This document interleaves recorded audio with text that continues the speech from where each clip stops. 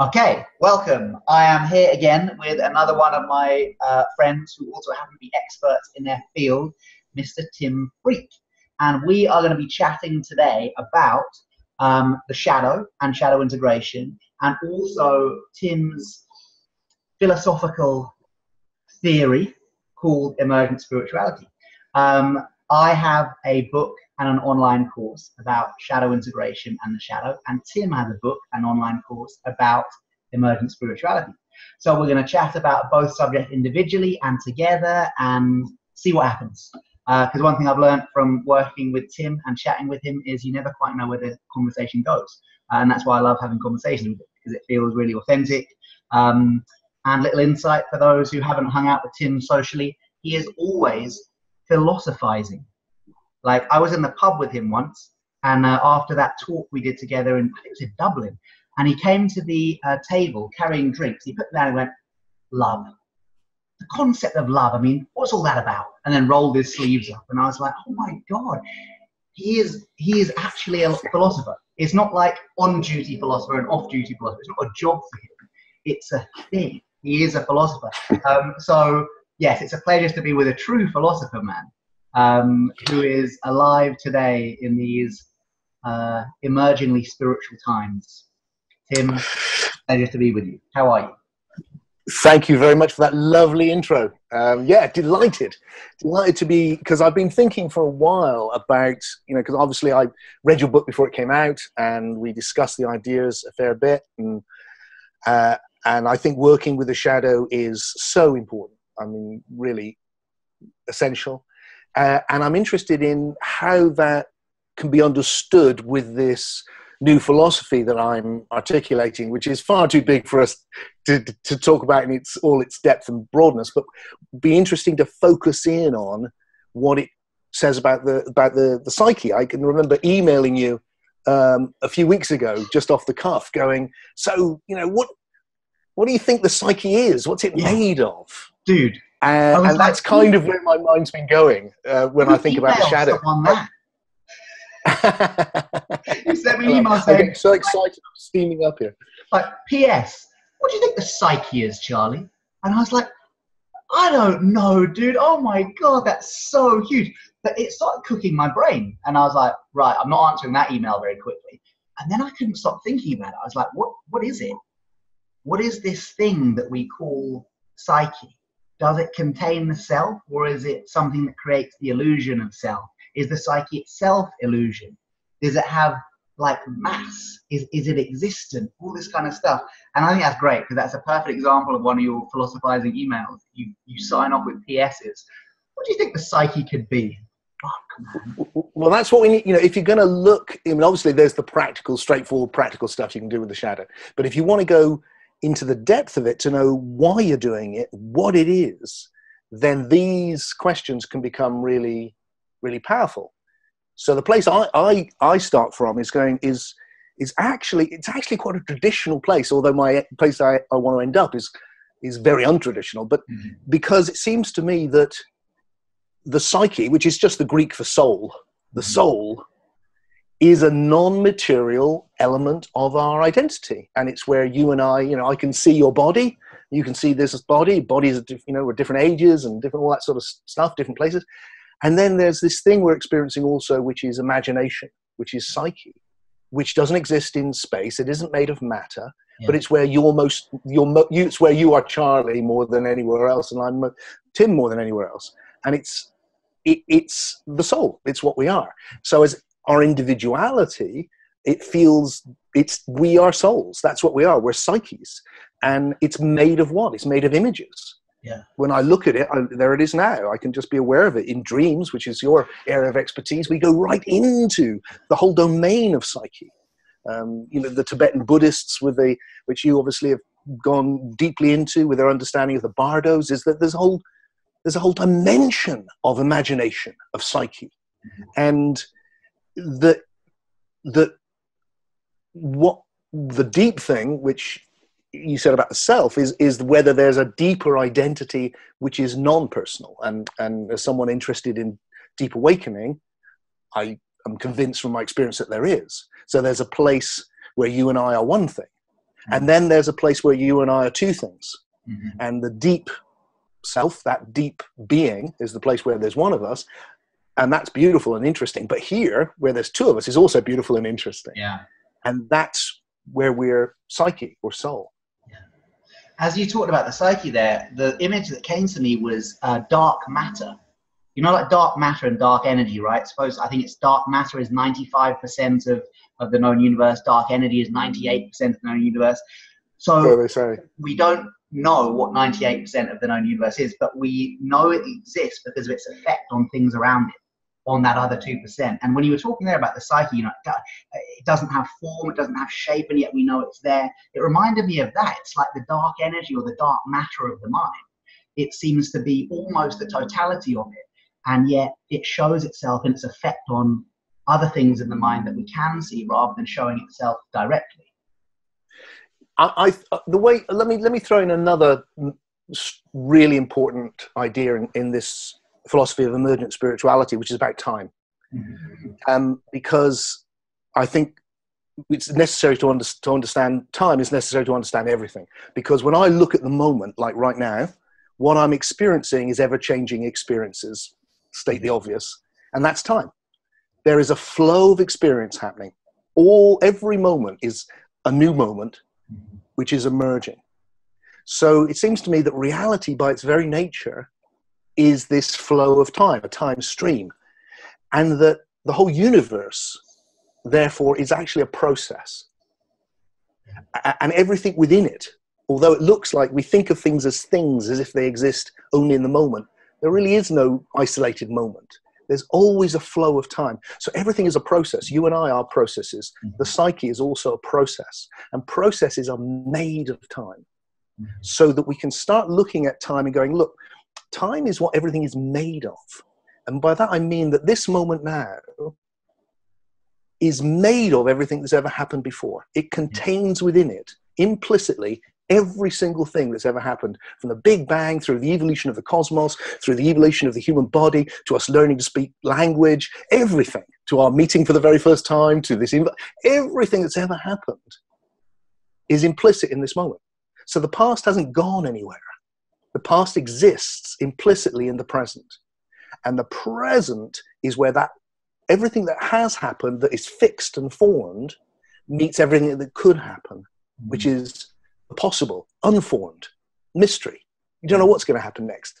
All that you know is that the next moment will have two clear properties to it. It will be brand new. It will never have happened before. It will be the realization of a new possibility, and it will contain within it everything that's happened in the past. Yeah. Every moment has that quality. So every moment is the past meeting the possible. Now, those are pretty big ideas I've just thrown in really fast, but I want to move on because what I want to get to is psyche. So then if everything is made of the past, then psyche is made of the past. And what we are as souls, what we are as psyches, is everything we've ever been, every experience we've ever had. And not just us personally, but going back collectively too. And with the possibility of transmigration or reincarnation of souls, maybe way back and back and back and back and back and back. So right now, everything that Tim has ever experienced as a psyche is meeting everything that Charlie's ever experienced as a psyche. In this new moment, manifesting something possible. Then you can go, oh, well, so what the psyche is a flow of imagination, made of images, and made of everything that it's ever experienced, which enables you to then look at things like the shadow and the golden shadow, concept which you use, I know, and start going, oh, so this is about our relationship with the past. Yeah. And because that's what we're made of. Yeah. We're made of the past. So in the present, which is the past meeting the possible, we have to negotiate the past because this moment will include it, whether we like it or not. It will include it. And that gives a real interesting, I think, philosophical base for why shadow work is so important. There's always one of those moments when I chat with you, Tim. Okay, amazing. So we've nailed the psyche. We're done. We can move on. Wow, amazing, man. I mean, I'm gonna need some time to cook in that. But I remember the first time you took me through your emergent spirituality theory when you were writing the book. And I remember you gave me a much longer version of what you just gave then. And at the end, I went, you know, that kind of makes sense. And I had this sense of surprise in my voice, not surprised that your theory made sense, but that such a grand theory of how mind came into emergence, or how soul came into emergence, was complete. And that there was no glaring error or hole within it. It really seemed like a complete theory. Yeah, brilliant. Okay, back to well, thank you very much. The question on shadow. Okay, so if the shadow is, if that's what the psyche is the sum total of, if the shadow is the sum total of everything within us that we have repressed, denied, or disowned, be that our shame, our fear, our traumas, or our hidden talents, our disowned spirituality. I think for many people, the greatest shadow trait they have is their Buddha nature. You know, I'm much more willing to sit here and own up to my shadow traits of sexual trauma and shame and anger and irritability than I am to own up to the fact that I, like you and everybody watching this, has Buddha nature, has the potential to be a fully enlightened, awakened being, and in fact are already that. So if the shadow is the sum total of everything we've repressed, denied, disowned within us, and if all that we are is the sum total of the experience of time, how would integration of the shadow, so integration of the energy that repressed shadow material contains, help with the emergence of our soul, of awakening? Well, for me, the whole process we're in is to create the character of the soul. Mm-hmm. So there's two fundamental ways that are very, very particular, I think, of looking at this. One would be tends to be the Eastern model, which sees us as fallen from some better place, got caught up in an illusion we need to return to. We're really all that already. We've just a big mistake. We need to get back. Mm-hmm. And then there's the model you get, say, in Jung, which is a more, it's about forming the individuality. In the Eastern model, fundamentally, the individuality is in the way. Mm-hmm. So that the shadow work, if it exists at all, and it does in some and not in other traditions, you get it clearly in Zen, for instance, where it's about cleaning the mirror. You clean up the shadow stuff, so you've got a clean mirror. It reflects your Buddha nature perfectly. Ta-da, you've arrived. There's no value to it in itself. It's just an unfortunate necessity. You have to do the cleaning, and once you've done, you're done.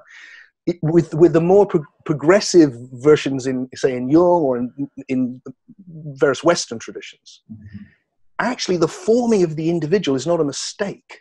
It's the whole point. And the fact that every moment we're being formed, we're now more formed than we were when we started this conversation.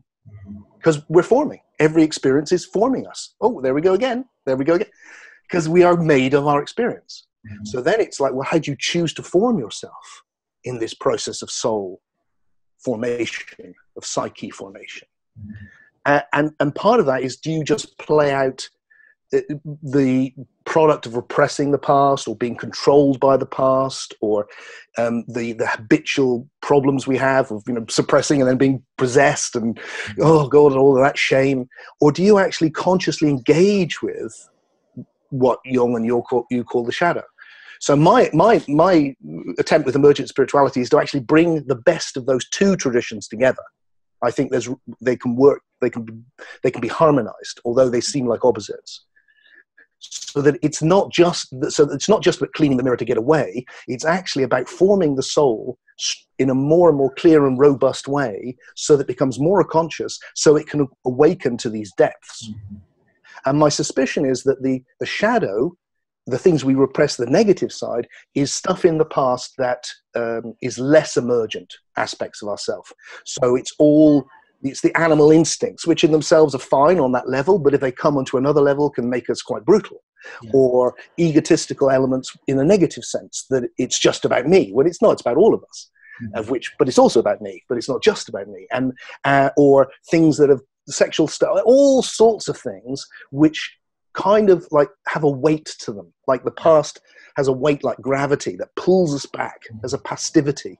Oh, it makes us do it again, or get stuck in things. And then, of course, there's also things in us which are where we've glimpsed deeper potentials. So there is a part of us, I feel, which has already been before, which was there before before I was Tim. Something which has been disincarnate and been through this process many times. You called it the Buddha nature, the knower nature. It's also, you can call it the daemon, the genius is a name I really like. The Roman name for it, the genius. And I think it's the part of us that has already been one with the oneness. It's a part of us that has already been in our past one with God, and therefore we're not there now, but we can reconnect with it, and then it can carry on emerging and developing. And that part remembers what it's like to be. Yeah, exactly. When we retouch it, there it is. It's all part of us. Yeah. So it seems that what we're engaged in then is a process of soul transmutation, a bit like the alchemists were really good at this, which is why I like that word, taking lead and turning it into gold. And it seems to me that most of us know that our deepest wisdom has come from our deepest wound. Yeah. So that the alchemist transmutation of the past, you can't change what happened, but you can re-understand it from a new place, because now you're not in that place. You've moved on, and then you can become wise. And then the thing which was dark and the thing which is holding you back and the shadow element that controls you suddenly becomes a source of great wisdom, and it becomes your greatest asset and a great gift you can give to others because you've been through it. Interesting, this term wisdom. So from a Buddhist point of view, I was always interested in the use of this word ignorance and wisdom.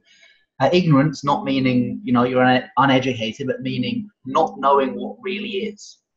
So from a lucid dreaming point of view, a non-lucid dream is often referred to as a dream of ignorance. Not that it's worthless, not that it's an ignorant dream, but that because you didn't know it was a dream, you thought it was real life. And of course, every night we think our dreams are real life, right? It's only when we wake up we go, oh right, I'm not really the Queen of Egypt, I was dreaming I'm the Queen of Egypt. So a non-lucid dream is I have that dream all the time, is a dream of ignorance. That wisdom is seeing clearly or knowing what really is. So a lucid dream is a dream of wisdom because you see, oh, in fact, what I thought to be outside of me is inside of me. What I thought to be separate from me is non-separate, all this stuff.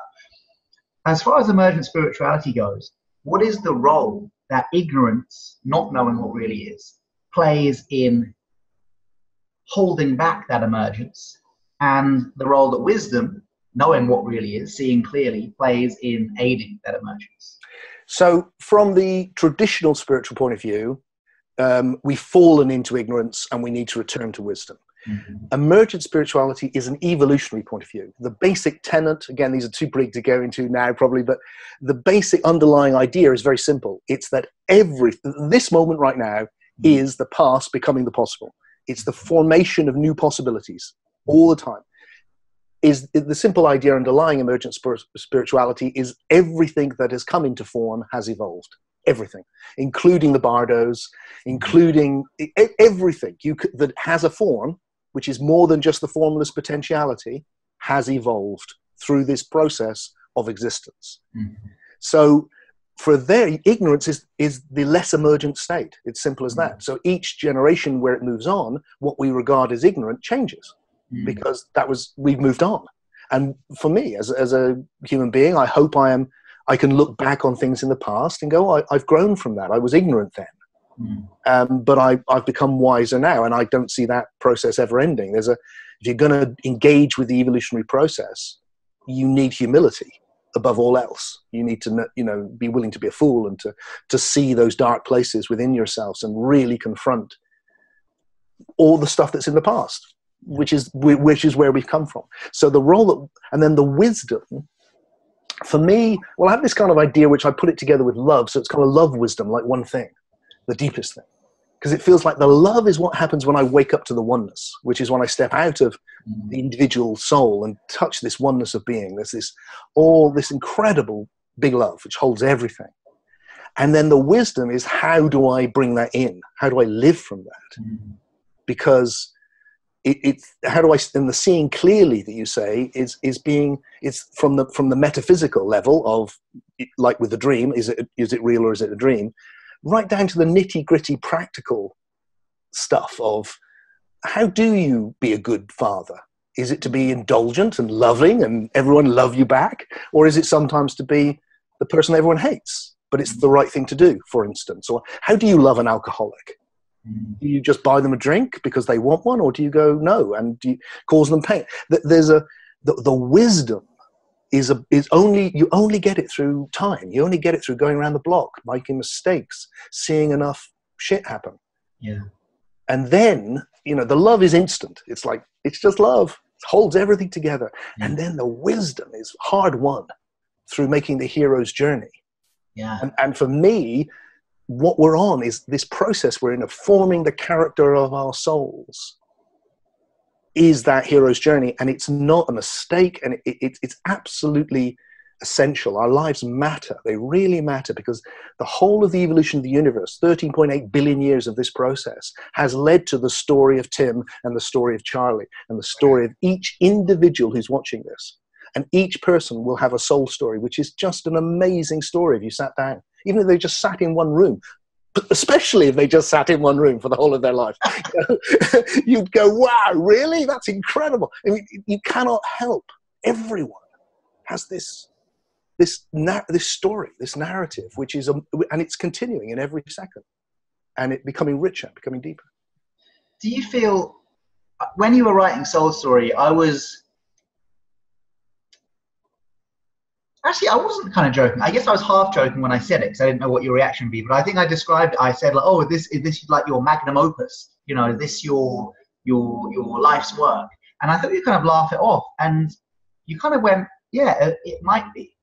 Now, you are in probably the last, well, God, I hope you're not in the last third of your life. I hope you live till you're 150 years old. But realistically, you're probably in the last third of your life now, right? I hope it's a third. That would be great. Do you feel that Soul Story and the Emergent Spirituality stuff could only have come about now because you've been around the block? Do you know what I mean? Because you've been doing this shit. Sorry, you've been doing this stuff for a while. Is it the product of that? Is it the product of 20 or 30 years of you teaching and doing this stuff? Absolutely. I mean, it's the product of all my 58 years. And I did, funnily enough, you did say that to me, and I remembered it. And later, it was like a revelation. Although you had already said it, I thought, oh, all my life I've had my particular soul story, my particular journey. I've had this sense of there's something I have to do. There's something I have to do, and never quite doing it. And then when the book was completed and done and ready to go, I suddenly thought, oh, I've done it. That's it. Now, I hope there's more, because I love creating, and there's certainly the ideas are still forming, and they need challenging and developing and just scratching the surface. But in some significant way on my particular story, that monkey's not on my back. It feels like, okay, that's where it was going.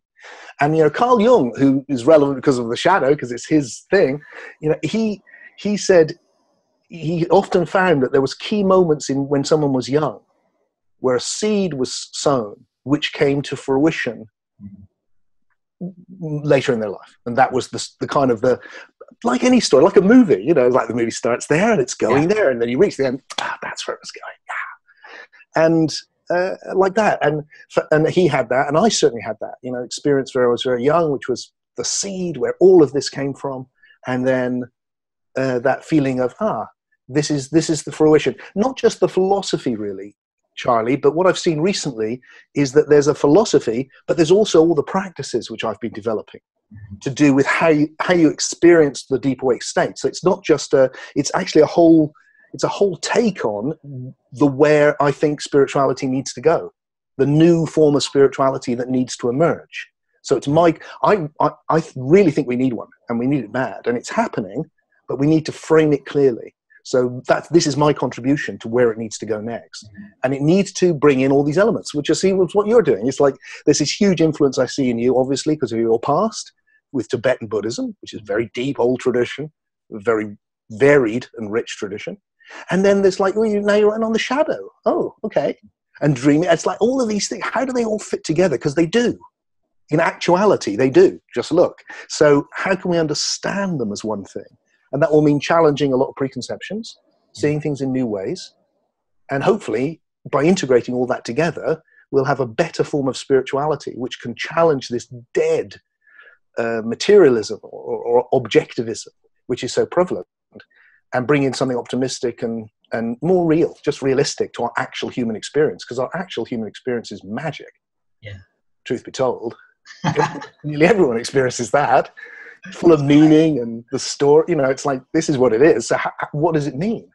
Yeah, it's great and it's terrifying and it's traumatic and it's exciting and it's I mean, look at us now. What a fascinating and terrifying time to be alive, but we're alive. Yeah, This is it, exactly. Right? This is happening. There's no rehearsal. Yeah, it's happening. Tim, there's one more thing.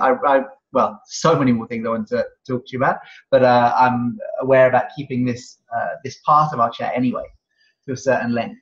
I was watching one of your videos recently where you were interviewing Andrew Cohen, and it made me reflect on something that there was a chapter in the book which I basically kind of took out, but I had been writing about it and exploring it, which was basically the shadow of spiritual teachers. Of the bit that ended up in the book, right, was a bit where I talk about the golden shadow, where I talk about the fact I'm very aware that my spiritual teacher, my guru, Lama Yeshe Rinpoche, is aware that he is allowing me to project my golden shadow onto him.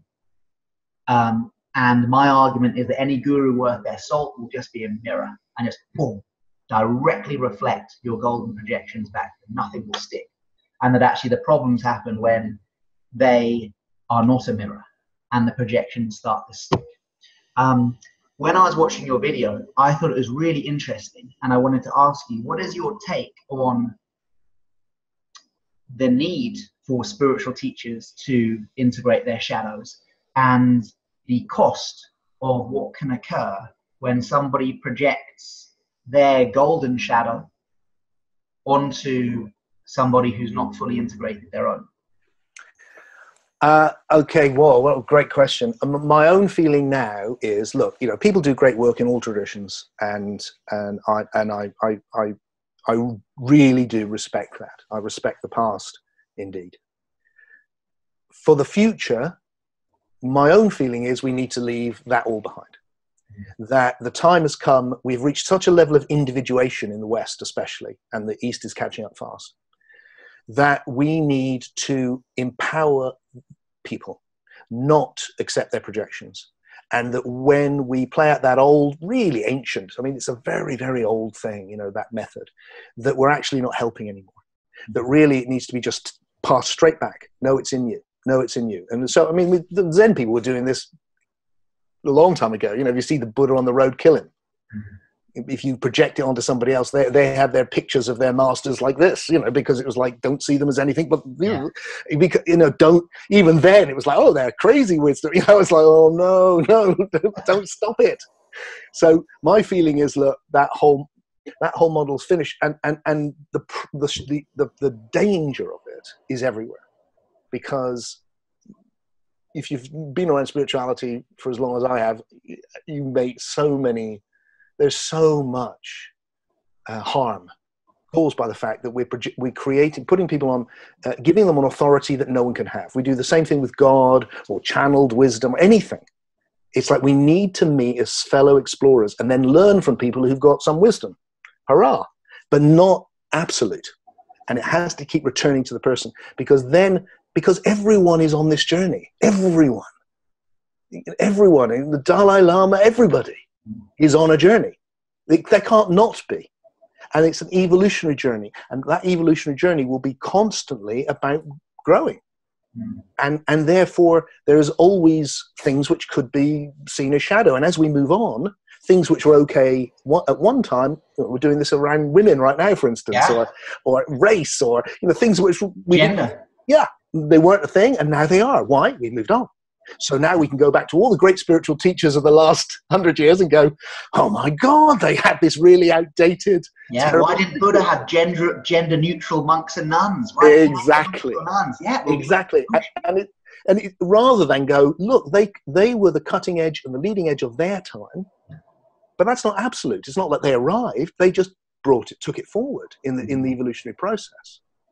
And someone sent me an email after that, confronting email, actually, good. And not confronting to me, but to my thoughts. And he was kind of agreeing, and he was talking about the Tibetans, he was talking about Marpa and Milarepa. Yeah. And just went, what terrible role models. And I went, yeah, terrible. If we are looking at what way they treated their students, or Bodhidharma wouldn't accept, according to legend, wouldn't accept his first disciple until the disciple cut off his arm to show how much he wanted enlightenment. It's like, this is crazy. We mustn't be holding this up as a model for how we do spirituality. We must say, yeah, that's kind of legendary and it's of the past. And we're done with that now. And maybe it played a role then. Maybe it was so tough to get anywhere then that you had to be, mega disciplined, kind of obsessive, slightly neurotic person to get anywhere, but not now. And also it depends on how you see it. If you see the whole psyche and individuality as a kind of an unnecessary, unfortunate thing you need to get rid of, then what the hell? But if you see it as the very thing to nurture and grow and form into a robust, healthy, compassionate soul, which is awake enough to be in touch with the oneness and therefore a vehicle for love, that's a completely different gender now. Now we're talking about how can we do that? And maybe these old techniques are not really helping much. Brilliant. Dudes, I'm aware of time, and I'm also aware we've done very little talking about our online courses, but I think that's cool because we just have a chat, and then the people dig you, they're going to check out your online course. People dig me, they're going to check out my online course too. So I think far better that than us kind of sneakily putting in these promotional messages throughout this. You get that two people talking, they're like, oh, and by the way, at week 6 of this thing, we get it, you've got a product to sell. Yeah, so I've got a cool online course about shadow integration. You've got your brand new online course about emergent spirituality. We've both got books about it. People dig it, they can check them out. And if they don't dig it, then I hope they dug this talk, because I have, and it's been really fun, man. As always, it's fun talking to you. And yeah, it's brilliant and it's authentic, and you're the same on camera as off camera, or off camera as on camera. It's always a good sign of someone who's doing their work. Likewise, my friend. Tim, thank you so much, and I hope your crowd enjoy this video, and I hope my crowd enjoy this video, and maybe we will do another soon. Great, thanks so much, Tim. See ya.